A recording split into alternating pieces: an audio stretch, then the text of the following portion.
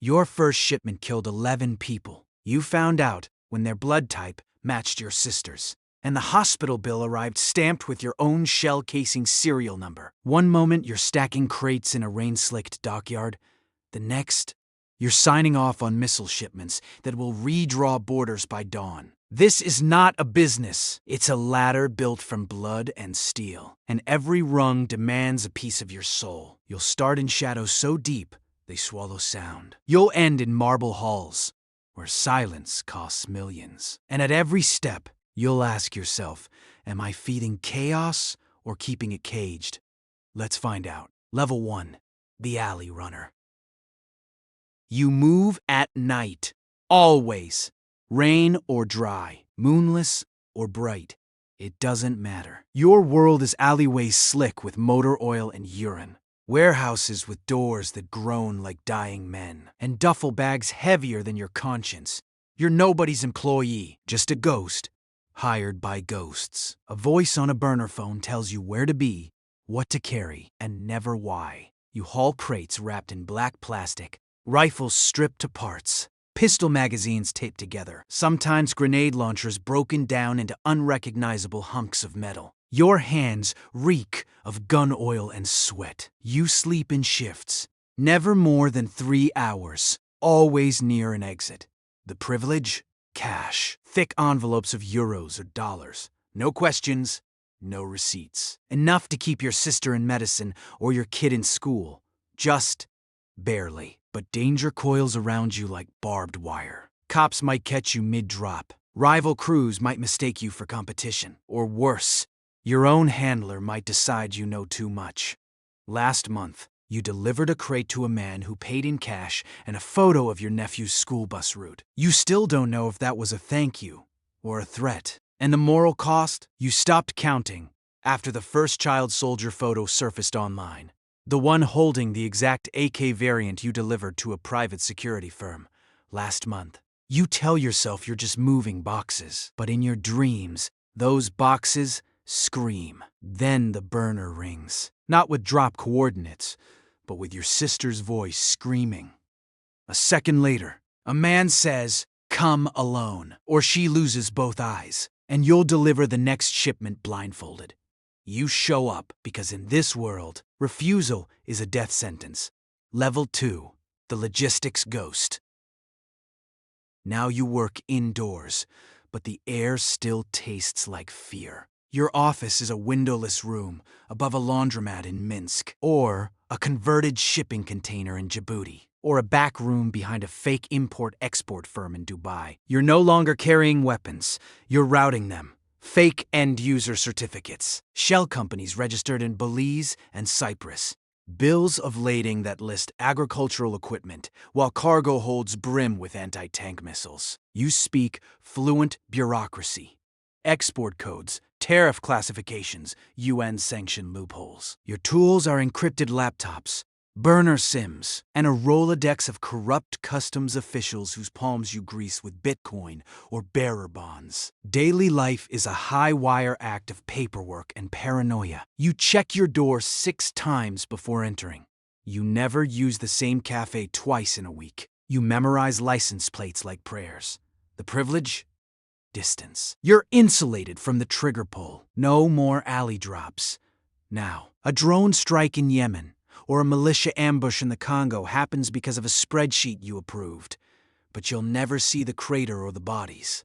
Danger, though, has evolved. Interpol has your alias flagged. A rival syndicate tried to poison your coffee last Tuesday. You switched cups with your assistant 5 seconds too late. He's in a coma. You didn't attend the funeral. And the moral cost? You stopped counting bodies after your algorithm flagged a spike in child amputations in Yemen. And your bonus doubled the same week. You rationalize it. Someone will sell these weapons anyway. Might as well be you. And profit while doing it. Then comes the encrypted message from a server, routed through Langley. Your throughput impresses us. We have a seat at the table. Not a physical table. A digital one in the private channels, where nation-states and oligarchs negotiate the price of war. You're being invited into the real market. The one with contracts, not cash. You accept. Because now, walking away means vanishing. Not just from the trade, but from the earth. Level 3. The Treaty Broker. You wear a suit now, tailored. Italian wool. It hides the Kevlar vest you haven't removed in 17 months. Your days unfold in airport lounges, 5-star hotels with panic rooms, and discreet conference suites at arms expos like Ideas in Pakistan or Eurosoteri in Paris. Here, you don't sell weapons, you sell stability, or the illusion of it. You sit across from generals with trembling hands and ministers who quote Sun Tzu between sips of mineral water. You broker deals where F-16s go to dictatorships disguised as counter-terrorism partnerships, where artillery shells bound for civil wars are logged as training munitions. Your daily life is a ballet of plausible deniability. You sign nothing in ink. Contracts exist only in encrypted PDFs wiped after reading. You use code names for everything. Project Falcon for cluster bombs, Orchard for drone fleets. Privilege, influence. You can delay a coup by withholding spare parts, accelerate a peace deal by flooding both sides with obsolete rifles. Governments whisper your alias in closed Senate hearings. Danger? It's systemic now. Not thugs with knives, but algorithms tracking your metadata. A leaked email could spark an international incident, or get you renditioned to a black site. Last year, a journalist got close. You didn't order the hit. You simply forwarded her file to a contact in a regime known for disappearing inconvenient truths. She hasn't published since. The moral cost? You approved a drone sale to a regime that executed your college roommate last year. You toasted the deal with champagne while his daughter's GoFundMe hit zero. You justify it every time you approve a shipment by checking the live feed from a schoolyard in Idlib. Empty now, but full again in 6 months if the rebels get just enough bullets to hold the line. Not win, but in quiet moments, rare as they are. You remember the alley runner you were. Would he recognize you now? Then, during a gala in Geneva, a man in a charcoal overcoat slips you a card with no name, just coordinates and a time. The architect requests your presence. You've heard whispers of him. A phantom who doesn't deal in weapons, but in wars themselves. You go, because at this level, curiosity is the only luxury left. Level 4. The Shadow Minister. You operate in the space between governments. Not above them, never that, but in the blind spots they pretend not to see. Your office isn't listed anywhere. It's a suite inside a sovereign wealth fund's tower in Luxembourg, accessible only via retinal scan and a passphrase changed hourly. You don't attend arms fairs anymore. You host them. In closed sessions where defense ministers and rebel leaders share canapes under chandeliers, unaware they're buying from the same supplier. Your role? Strategic equilibrium. You ensure no side wins too fast, too completely. Too much peace hurts business, so you calibrate. Send advanced radar to one faction, jamming tech to the other. Flood a region with cheap pistols to prolong insurgency. Then offer armored vehicles to the government for restoration of order. Daily life is chess played with human pawns. You wake to encrypted briefings detailing battlefield shifts. You approve or deny resupply based on stock valuations of defense contractors you secretly hold shares in. Privilege?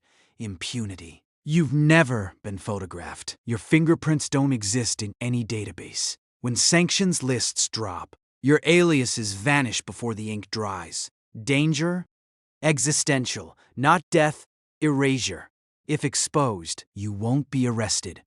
You'll be discredited, exiled, your assets frozen into oblivion. Worse, you'll become irrelevant. And in this world, irrelevance is worse than death. The moral cost? You donated $2 million to a war crimes tribunal investigating the very massacre your last shipment enabled, and your lawyer made sure your name appeared in the thank you footnote. Irony is your armor.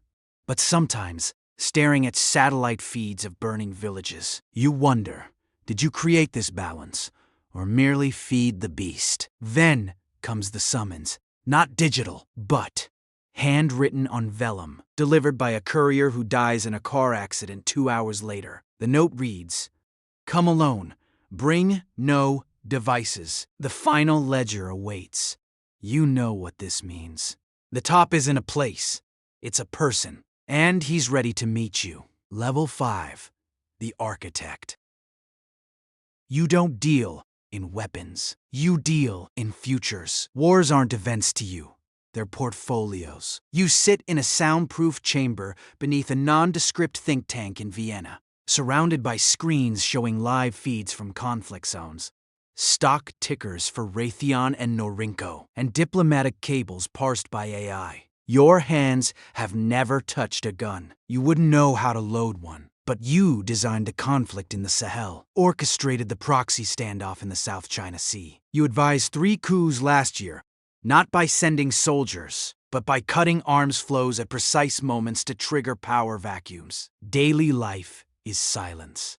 No phone calls, no visitors. Only trusted couriers who never speak above a whisper. You eat meals prepared by a chef who's been vetted by 3 intelligence agencies. You sleep in a Faraday-shielded bedroom where even dreams feel monitored. Privilege? You are untouchable. Not because you're hidden, but because you're necessary. Presidents consult you. Intelligence chiefs defer to your forecasts. You've prevented nuclear escalation twice by ensuring both sides remained just weak enough to negotiate. Danger? Only one kind. Obsolescence. If peace ever truly takes root, you become a relic. So you nurture tension, fund peace talks that fail, leak intel that reignites old hatreds. Morality is just another sensor readout on your dashboard. Red when civilian deaths spike, green when stock prices rise. You mute the alarm and press approve. You greenlit the Caucasus shipment knowing it would burn that schoolyard to ash, because your AI predicted it would delay a Russian invasion by 18 months, saving 12,000 lives. You still flinch when the satellite feed updates at 3:17 a.m. one evening, reviewing a proposal to arm a new rebel group in the Caucasus. You pause. The dossier includes a photo of a schoolyard, empty, bombed out. You recognize it. It's near the alley where you once ran crates as a boy. For the first time in decades, your hand trembles. But you sign the approval anyway. Because the system demands it. And you are the system. You started by smuggling pistols to keep your sister alive. Now you decide which cities burn so others don't. And every night, her ghost asks why you didn't stop at level 1. History won't remember your name. But that kid in Khartoum, his ghost logs into your terminal every night at 3:17 a.m. And you keep approving shipments anyway.